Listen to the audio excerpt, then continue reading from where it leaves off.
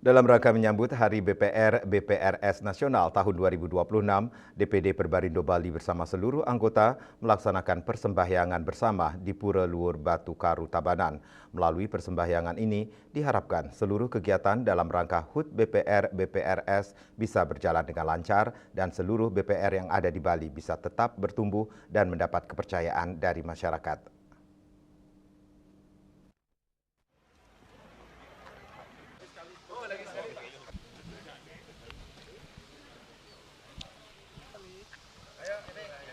Menurut Ketua DPD Perbarindo Bali, Ketut Komplit, persembahyangan bersama ini dilaksanakan serangkaian menyambut Hari BPR BPRS tahun 2026.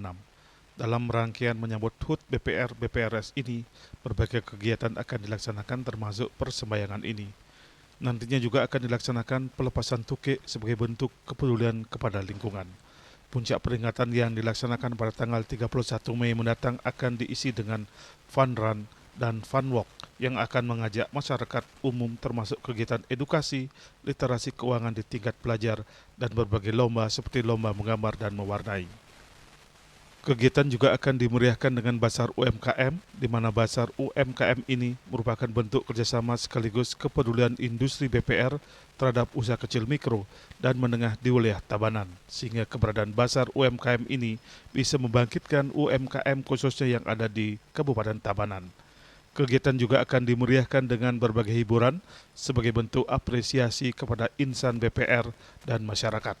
Diharapkan BPR BPRS ke depan semakin bisa meningkatkan fungsi intermediasinya, terutama dalam menjaga kepercayaan masyarakat melalui penerapan tata kelola dan manajemen risiko yang baik, termasuk kepatuhan. DPD Perbarindo Bali bersama seluruh anggota, termasuk kepanitiaan OC dan SC, Hari BPR BPR Nasional 2026 melaksanakan persembahyangan bersama di Pura Luhur Batu Karu, memohon kepada ide sang yang dewasa yang berstana di Pura Luhur Batu Karu untuk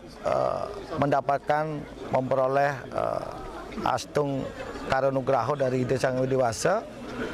Semoga acara Hari BPR Nasional 2026 memargi antar, lancar, terus mendapatkan hasil yang kita harapkan secara bersama-sama, terciptanya industri BPR yang semakin dipercaya oleh masyarakat, semakin bisa meningkatkan fungsi intermediasinya, terutama bagaimana kepercayaan masyarakat itu bisa dikelola dengan baik, melalui tata kelola yang baik, melalui penerapan manajemen risiko yang baik, termasuk di dalamnya adalah kepatuhan.